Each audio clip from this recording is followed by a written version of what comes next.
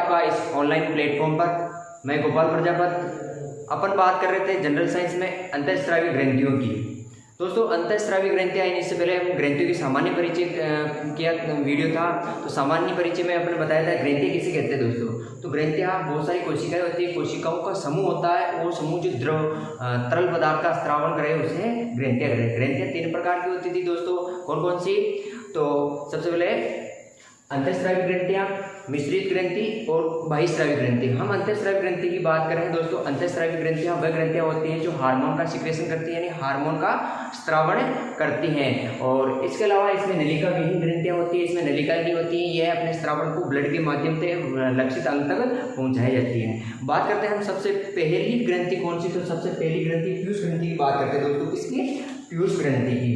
दोस्तों पीयूष ग्रंथि पाई कहाँ जाती है? तो सबसे पहले पाई कहाँ जाती है उसकी बात करते हैं। तो दोस्तों पीयूष ग्रंथि ये मस्तिष्क होता है। हमारा मस्तिष्क 3 भागों में बटा हुआ है, अग्र मस्तिष्क, मध्य मस्तिष्क, पश्च मस्तिष्क में। तो ये अग्र मस्तिष्क है, अग्र मस्तिष्क की स्पिनोइड हड्डी पर कहाँ पाई जाती है? स्पिनोइड हड्डी होती है। स्पिनोइड हड्डी के स्टेला टर्सिका नामक गुहा में कहाँ पाई जाती है दोस्तों? स्टेला टर्सिका नामक गुहा में पाई जाती है। तो दोस्तों इसकी पीयूष ग्रंथि की स्थिति कहाँ पर है, मनुष्य में कहाँ पर पाई जाती है? तो दोस्तों ये अग्र मस्तिष्क स्पिनोइड हड्डी में भी कहाँ पर? तो ये स्टेला टर्सिका नामक गुहा में पाई जाती है। दोस्तों इसके अलावा आप इसके आकार की बात करें तो दोस्तों इसका आकार कैसा होता है? दोस्तों इसकी मटर के दाने के समान होता है। जैसे कि आप चित्र में देख पा रहे होंगे, ये मटर के दाने के समान है।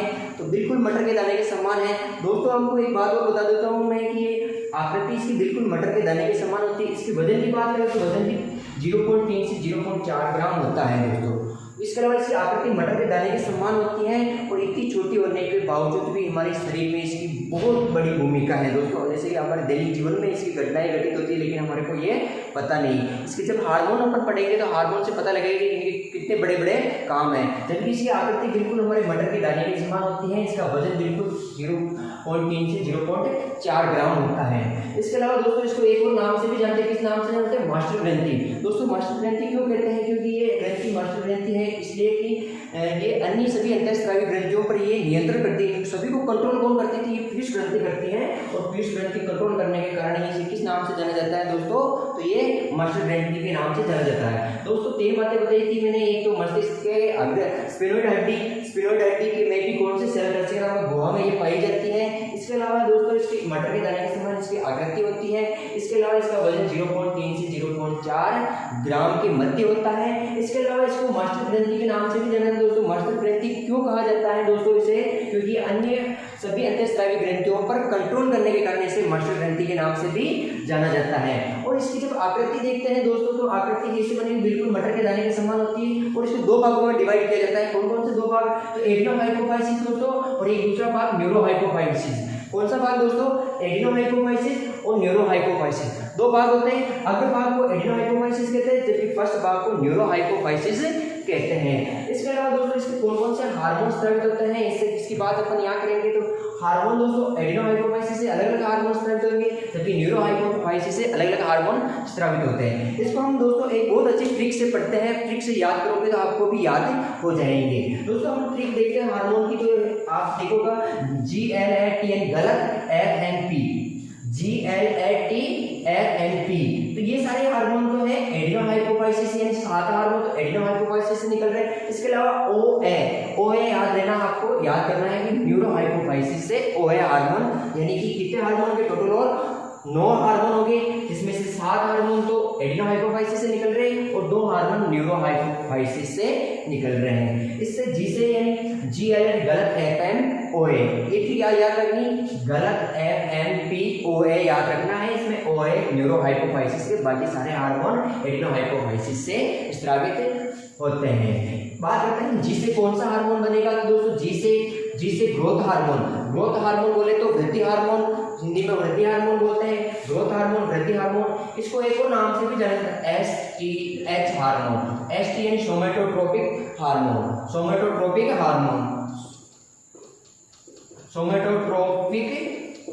हार्मोन भी बोलते हैं इसको, वृद्धि हार्मोन को। इसका हमारे शरीर में क्या रोल है वृद्धि हार्मोन का दोस्तों? तो हमारे शरीर में इसका बहुत बड़ा रोल है। अगर हम इसकी बात करते हैं वृद्धि हार्मोन की, तो ये बाल्यावस्था में दोस्तों क्या करता है? इसके अलावा ये बात करते हैं शरीर में वृद्धि करने का काम ये कर रहे हैं। शारीरिक वृद्धि का काम कौन कर रहा है? हम लंबाई हो रहे हैं, इतनी सारी लंबाई बढ़ी, तो हम किस कारण बढ़ी? तो ये वृद्धि हार्मोन की देन के कारण है। यानी मनुष्य में वृद्धि हार्मोन का क्या रोल है? शारीरिक वृद्धि के लिए जिम्मेदार होता है। इसके अलावा अगर दोस्तों इसकी कमी होगी हमारे शरीर में या इसकी अधिकता होगी तो क्या प्रभाव पड़ेगा इसका? तो इसके बारे में बात करते हैं दोस्तों। तो वृद्धि हार्मोन ये शारीरिक वृद्धि के लिए जिम्मेदार है। अगर इसकी बात करते हैं सर दोस्तों बाल्यावस्था में, कहाँ पर? बाल्यावस्था में दोस्तों, बाल्यावस्था बोलते हैं जन्म से लेकर अपन 13 साल तक की आयु तक देखते हैं। अगर जन्म से लेकर 13 साल की आयु तक इसमें कमी होती है, क्या होती है? अगर वृद्धि हार्मोन में कमी होती है तो एक रोग हो जाता है दोस्तों, बोनापन। कौन सा रोग हो जाता है दोस्तों? बोनापन रोग। बोनापन रोग वो होता है दोस्तों जिसमें बच्चे की हाइट नहीं बढ़ पाती है। जैसे कि बिल्कुल छोटा है तो छोटा ही रहेगा, लंबाई जितनी उनकी आयु है आयु के अनुसार उसकी लंबाई में वृद्धि नहीं हो पाती है। जैसे कि हम बोनापन को ड्राफेनिज्म भी कहते हैं, ड्राफेनिज्म भी कहते हैं दोस्तों। ये तो होगी दोस्तों इसमें कमी की बात है। कमी यानी उसकी वृद्धि नहीं हो पाएगी, जितनी आयु है उसके आधार पर उसकी लंबाई नहीं ग्रोथ नहीं हो पाएगी, वो तो बोनापन रोग हो जाएगा। अगर दोस्तों बाल्यावस्था में ही इसकी अधिकता हो जाएगी तो क्या प्रभाव पड़ेगा दोस्तों? तो अधिकता हो जाएगी, यानी कि अधिकता की बात करें दोस्तों, अधिकता हो रही यानी इस हार्मोन का अधिक सिक्रेशन हो रहा है, अधिक स्त्रावण हो रहा है। तो अधिक स्त्रावण होने पर आपको भीमकाय रोग हो जाता है। भीमकाय बोले तो दोस्तों जाइगेटिज्म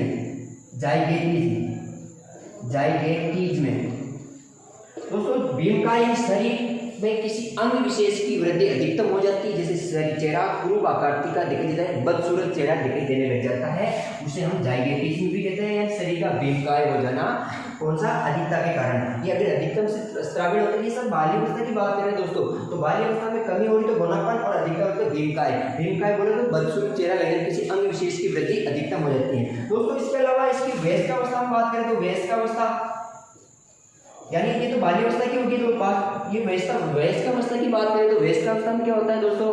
तो इसमें अगर इसकी अधिक स्त्रावण होगी यानी अगर ये अधिक स्त्रावित हो गया वयस्कावस्था दोस्तों। वयस्कावस्था बोले तो अपन किशोरावस्था होती है 18 साल, यानी 18 साल से जस्ट ऊपर वाली एज होती है, जितनी वो वयस्कावस्था होती है उसमें अगर इसका अधिक स्त्रावण हो जाता है तो कौन सा रोग होता है? तो एक्रोमेगली रोग होता है दोस्तों। एक्रोमेगली रोग होता है। एक्रोमेगली में क्या रोग है? एक्रोमेगली रोग इसमें क्या होता है दोस्तों? एक्रोमेगली में क्या होगा? एक्रोमेगली में वही होगा जैसे किसी चेहरा, जैसे कि हमारा दाढ़ी है तो दाढ़ी का बहुत बड़ा हो जाना या नाक का बहुत बड़ा हो जाना, इस तरह चेहरा दिखाई देगा। इसमें एक्रोमेगली में दिखाई देगा। इसमें एक्रोमेगली में यानी दोस्तों वयस्कावस्था है, वयस्कावस्था में अगर इस वृद्धि हार्मोन की अधिक स्त्रावण हो रहा है, अधिक सिक्रेशन हो रहा है तो कौन सा रोग होगा? एक्रोमेगली। और एक्रोमेगली रोग क्या होता है दोस्तों? जिसमें किसी अंग विशेष का अधिक वृद्धि हो जाना एक्रोमेगली दोस्तों। इसकी कमी का कोई प्रभाव नहीं पड़ेगा वयस्कावस्था में, क्योंकि कमी का प्रभाव क्यों नहीं पड़ेगा? क्योंकि हमारे पता है कि आपको किशोरावस्था यानी हमको 20-25 साल बाद हमारी लंबाई में वृद्धि होना बंद हो जाती है। एक निश्चित आयु के बाद लंबाई में वृद्धि होना बंद हो जाती है। इस कारण वयस्कावस्था में या लंबाई का कमी होने से लंबाई में कोई फर्क नहीं पड़ेगा। इसलिए जबकि मैं बता देता हूँ दोस्तों, जो प्लांट जीवन भर वृद्धि करते रहते हैं, हम मनुष्य जीवन पर्यंत वृद्धि नहीं करते हैं, क्योंकि एक निश्चित आयु के बाद हमारी ग्रोथ रुक जाती है। तो इसमें कमी का कोई प्रभाव नहीं पड़ेगा, क्योंकि ये हम मनुष्य एक निश्चित आयु के बाद हमारी वृद्धि नहीं होती है, उस समय वयस्कावस्था में इसकी कमी से कोई प्रभाव नहीं पड़ेगा। जबकि अधिकता से एक्रोमेगली रोग होगा। कौन सा रोग होगा दोस्तों? एक्रोमेगली रोग होगा। ये हम बात की दोस्तों कौन से? वृद्धि हार्मोन की बात कर ली। यहाँ पर वृद्धि हार्मोन की बात कर ली, इसे किस नाम से जाना जाता है दोस्तों? सोमेटोट्रोपिक हार्मोन के नाम से भी जाना जाता है दोस्तों। इसके अलावा बाल्यावस्था में भी देखा था बोनापन और भीमकाय रोग हो जाता है। इसके अलावा दोस्तों दूसरे ज्येष्ठ हार्मोन, अगले वाले हार्मोन की बात करते हैं दोस्तों। अगला वाला हार्मोन एल था दोस्तों। एल से कौन सा हार्मोन रिप्रेजेंट होता है दोस्तों? एल से ल्यूटिनाइजिंग हार्मोन। ल्यूटिनाइजिंग हार्मोन का क्या कार्य होता है दोस्तों? तो ल्यूटिनाइजिंग हार्मोन का एक शुक्राणु निर्माण की प्रक्रिया को प्रेरित करता है दोस्तों। क्या करता है? एक तो ये शुक्राणु निर्माण की प्रक्रिया को प्रेरित करता है। शुक्राणु निर्माण की प्रक्रिया को क्या कहते हैं दोस्तों? तो शुक्राणु निर्माण की प्रक्रिया को कहते हैं स्पर्मेटोजेनेसिस कहते हैं। इसके अलावा इसका एक और काम होता है दोस्तों, अंडोत्सर्ग में भी सहायता करता है दोस्तों। अंडोत्सर्ग क्या होता है दोस्तों? तो अंडोत्सर्ग होता है तो दोस्तों महिला में अंडकोशिका होती है, जो कि अंडाशय में होती है। अंडाशय से अंडकोशिका का फैलोपियन ट्यूब तक आना अंडोत्सर्ग कहलाता है। दोस्तों फैलोपियन ट्यूब वही होती है जहाँ शुक्राणु और अंडाणुओं का मिलन होता है, यानी मानव में निषेचन कहाँ पर होता है दोस्तों, तो फैलोपियन ट्यूब में ही होता है। ये सारे हार्मोन और किस हार्मोन के कारण हो रहा है, तो ये ल्यूटिनाइजिंग हार्मोन के कारण हो रहा है। इसके अलावा दोस्तों ऐसे कौन सा हार्मोन रिप्रेजेंट कर रहा है, तो ऐसे ACTH हार्मोन। ACTH हार्मोन का फुल फॉर्म क्या होता है, एडिनोकोर्टिकोट्रोपिक हार्मोन। दोस्तों कौन सा हार्मोन बनेगा, एडिनोकोर्टिकोट्रोपिक हार्मोन बनेगा। इसके क्या कार्य है दोस्तों, एडिनोकोर्टिकोट्रोपिक हार्मोन के क्या कार्य है, तो ये दोस्तों एक आपने अंतःस्रावी ग्रंथि पढ़ी होगी, थायराइड ग्रंथि के बारे में नाम सुना होगा, सॉरी थायराइड ग्रंथि नहीं, वो एड्रिनल ग्रंथि, एड्रिनल ग्रंथि, एड्रिनल ग्रंथि यानी एड्रिनल ग्रंथि से हार्मोन को प्रेरित कर, हार्मोन स्रावण के लिए प्रेरित करता है। कौन सा हार्मोन को, ACTH यानी एडिनोकोर्टिकोट्रोपिक हार्मोन। एड्रिनल ग्रंथि से हार्मोन निर्माण को प्रेरित करता है। कौन सा हार्मोन, ACTH हार्मोन। इसके अलावा T से कौन सा हार्मोन रिप्रेजेंट हो रहा है दोस्तों, तो T से TSH यानी thyroid stimulated hormone. Thyroid stimulated hormone कहाँ से मिल रहा है, तो ये TSH यानी T से कौन सा हार्मोन बन रहा है, TSH यानी थायराइड स्टिमुलेटेड हार्मोन। इसका क्या कार्य होता है दोस्तों, तो इसका कार्य होता है थायराइड ग्रंथि से निकलने वाले हार्मोन को प्रेरित करने का काम कौन कर रहा है, तो यहाँ पर थायराइड स्टिमुलेटिंग हार्मोन कर रहा है, यानी थायराइड ग्रंथि जितने भी हार्मोन स्रावित होते हैं उनको प्रेरित करने का काम कौन कर रहा है, तो TSH हार्मोन कर रहा है।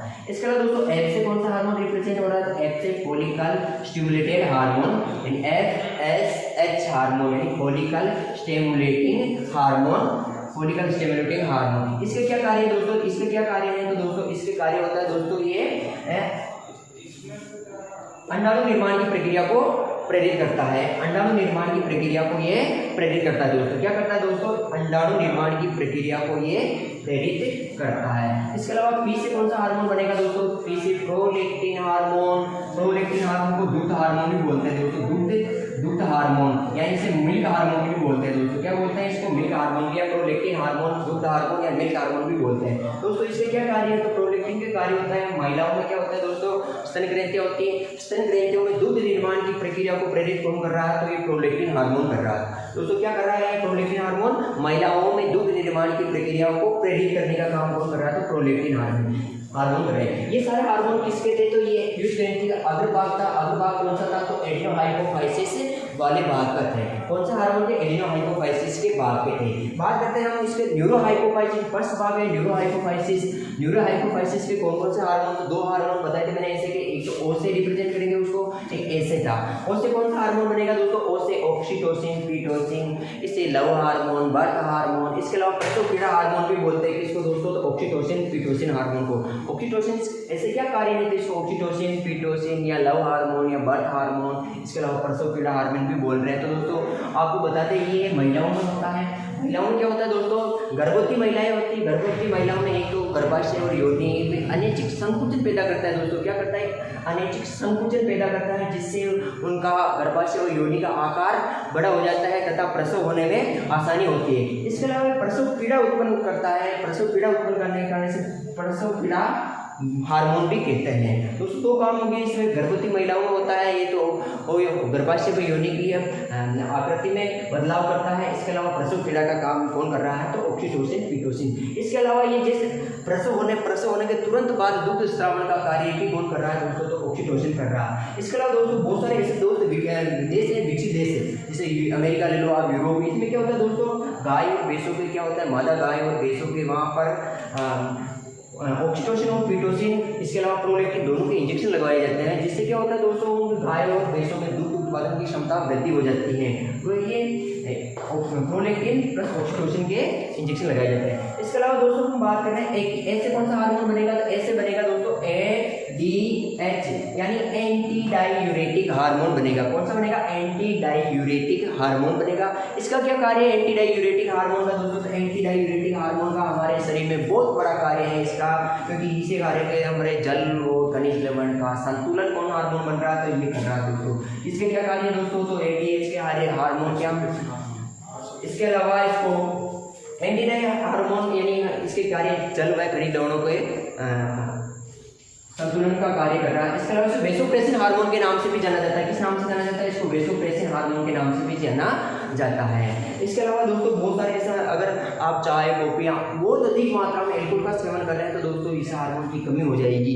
अगर इस हार्मोन की कमी हो जाएगी तो हमारे पास एक रोग हो जाएगा दोस्तों, डायबिटीज इंसिपिडिस रोग हो जाता है। कौन सा रोग हो जाएगा दोस्तों? डायबिटीज इंसिपिडिस। बहुत अधिक मात्रा में एल्कोहल पी रहे हैं तो हमारे शरीर का जल व खनिज लवणों का संतुलन बिगड़ेगा, यानी एडीएच हार्मोन की संतुलन बिगड़ेगा। जब संतुलन बिगड़ेगा तो एक रोग हो जाएगा, उस रोग का नाम होता है डायबिटीज इंसिपिडिस रोग हो जाता है। इसमें क्या होता है डायबिटीज इंसिपिडिस रोग में दोस्तों? तो डायबिटीज इंसिपिडिस रोग में होता है कि उसमें मूत्र निष्कासन की दर दोस्तों 10 से 15 गुना अधिकतम हो जाती है, जिसे हम बहुमूत्रता या पॉलीयूरेनिया भी कहते हैं दोस्तों। एंटी डायबिटिक हार्मोन के दोस्तों क्या कार्य है? तो ये जल व खनिज लवणों का संतुलन बनाने का कार्य करता है। दोस्तों हमने आज पीयूष ग्रंथि के बारे में हमारी चर्चा है कि पीयूष ग्रंथि पाई कहाँ जाती है, इसके अलावा इसका आकार कैसा होता है, इसके अलावा इसकी उपनाम क्या है, इसके अलावा इसके कौन कौन से भाग होते हैं, 2 भाग, इसके कौन कौन से हार्मोन अग्र भाग से या फर्स्ट भाग से कौन कौन से हार्मोन निकलते हैं, हार्मोनों के क्या कार्य है, इसके बारे में चर्चा की है। वीडियो कैसा लगा दोस्तों? अगर अच्छा लगा तो लाइक कर दीजिए, अपने दोस्तों के साथ शेयर कर दीजिए, चैनल पर नए हो तो सब्सक्राइब कर दीजिए, बेल आइकन दबाइए ताकि हमारा आने वाला वीडियो की नोटिफिकेशन आप तक पहुंचे। मिलते हैं नेक्स्ट इसी तरह शॉर्ट वीडियो के साथ। जय हिंद, जय भारत।